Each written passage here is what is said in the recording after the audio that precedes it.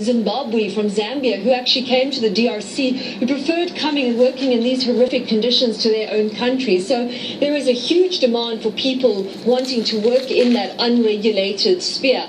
So there probably would be a minimal impact. Increasing the cost of selling the cobalt, that would probably have more of an impact. It would increase the economics surrounding it and so on. But in actual fact, probably very little impact. What people argue, though, is that there is a greater impact on the people living in the area. That if they weren't allowed to do this hand mining, if children weren't involved, that people would literally starve. And that is where the solution needs to be found. There needs to be a viable way to take these children out, put them in school, give them hot meals, and make sure they're getting an education and not working in mines. This is no place for a child. That is so true. Deborah Pata, great reporting. Thank you very much. Voilà. So many of these companies have responded, and you can see clear statements from some of the companies who have been connected to the supply chain on CBSNews.com, along with more video from... Nous avons suivi. Les enfants, on les prive d'aller à l'école. Et Félix Tshisekedi et son frère jumeau, Maurice Katumbi, qui voyagent pour voir leurs parents occidentaux, 666 de merde, pour leur aider à prendre le pouvoir. Mais ils cherchent à être baptisés pour devenir des francs-maçons de la Grande Loge de France, et comme ça, ils pourront se présenter aux élections présidentielles. Mais il est temps que les Congolais de la RDC, en RDC, puissent comprendre. Vous voulez aller à l'école? Vous voulez manger 4 à 5 fois? Vous voulez avoir une vie meilleure? Parce que vous n'avez jamais eu une vie meilleure depuis l'époque du maréchal jusqu'à aujourd'hui. Que la dictature et la souffrance. Mais vous voulez terminer avec la révolution. Faites la révolution. Et ça vous fera sortir de la misère. Il n'y a que la révolution. Mais si vous ne vous levez pas pour la révolution, vous resterez toujours en bas.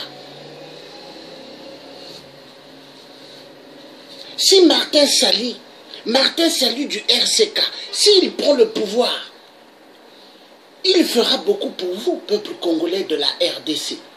Si Guy Sipomba prenait le pouvoir, il fera beaucoup pour vous, peuple congolais de la RDC.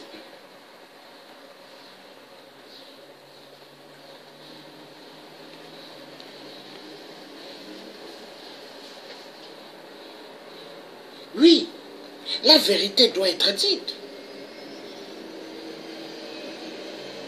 Si Maître Jackson prend le pouvoir, il fera beaucoup pour vous. Si Lambert Ngoy prend le pouvoir, il fera beaucoup pour vous.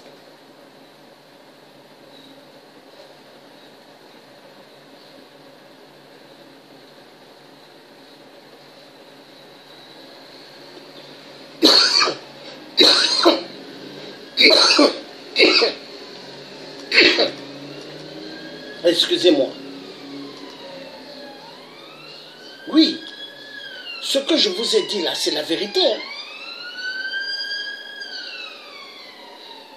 C'est la vérité. Si Dino Will, s'il prend le pouvoir, vous irez à l'école, vous tous, et vous aurez une meilleure vie.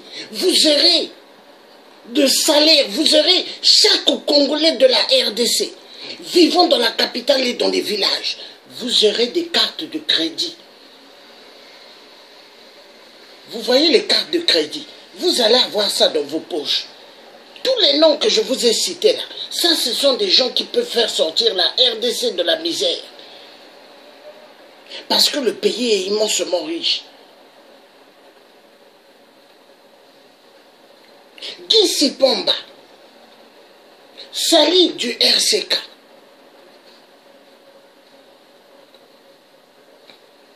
Lambert Médé, hein? Pas Lambert Médé, Lambert Ngoy plutôt. Je confonds toujours les noms. Parce que Lambert Ngoy, Lambert Mendes, je confonds.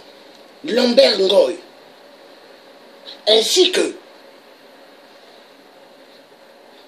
Maître Jackson.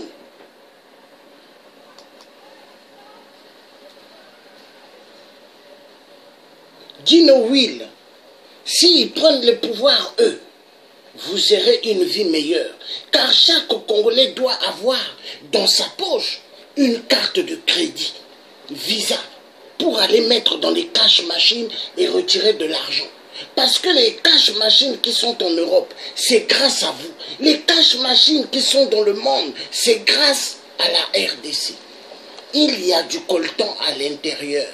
Il y a du tantal, du cobalt.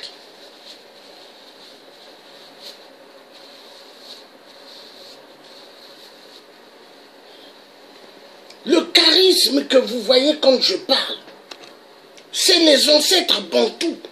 Et c'est Dieu qui s'exprime en moi et les ancêtres bantous, parce qu'ils sont en colère.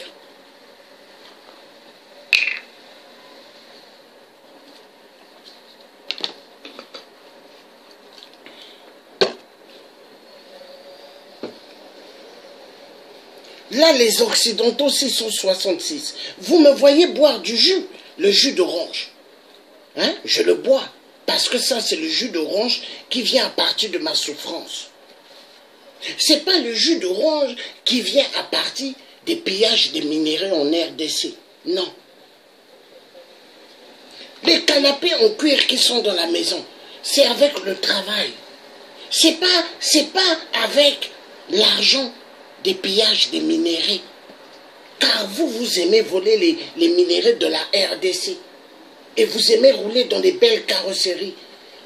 Oui, avec l'argent volé en RDC. L'argent que vous volez dans toute l'Afrique, c'est ce que vous êtes en train de jouir en Europe avec.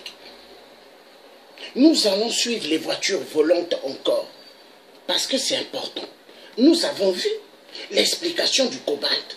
Et des journalistes américains ont dit, c'est pas normal que des enfants soient là-bas. Mais pour Hippolyte Kanambe, le Rwandais Tutsi, est-ce qu'aux États-Unis, il peut être président à la Maison-Blanche? Hippolyte Kanambe, Kabila? Non. Est-ce que Paul Kagame peut être président aux États-Unis ou à l'Élysée? Mais ils le font en RDC. Parce que pour eux, ce que Léopold II a fait, couper les mains de nos arrière-grands-parents bantous pour les liquides de caoutchouc, toutes les voitures qui roulent, les motos, les vélos, il y a du caoutchouc, mais ça vient d'où? La RDC. Léopold II s'est enrichi avec le liquide de caoutchouc de la RDC. Plus de 10 millions de morts qu'il a tués en RDC.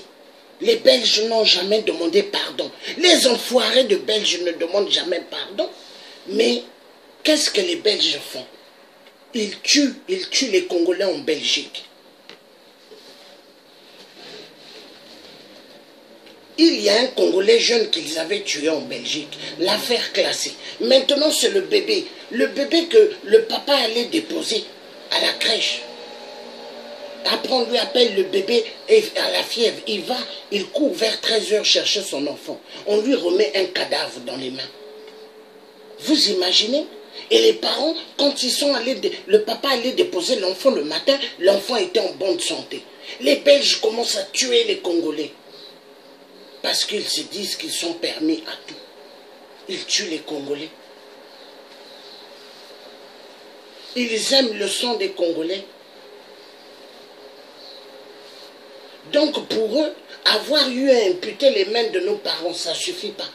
Maintenant, ils tuent les bébés dans des crèches.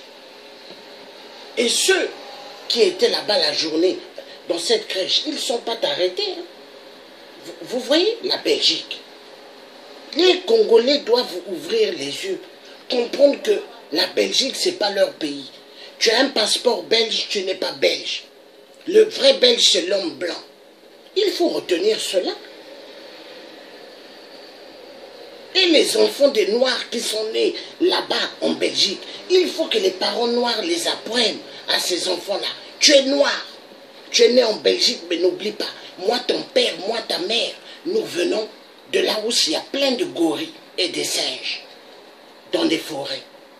Et c'est ce qu'il faut apprendre aux enfants. Dire aux enfants, non, tu n'es pas belge. Tu es né en Belgique, mais en réalité, tu es africain. Il faut apprendre ça à nos enfants. Oui, écoutez-moi, la vérité triomphera. L'Africain doit être véridique. Ne plus rien cacher aux enfants, parce qu'il y a des parents, africains qui n'expliquent pas à leurs enfants ce qui se passe en Afrique. Ils cachent. Or, l'enfant devrait apprendre ce qui se passe. Hein? Parce qu'il tue. Il tue. Il tue.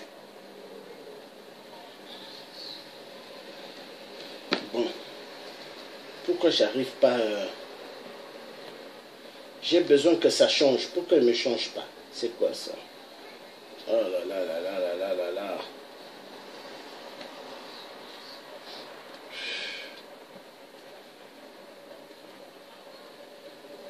Oh là là.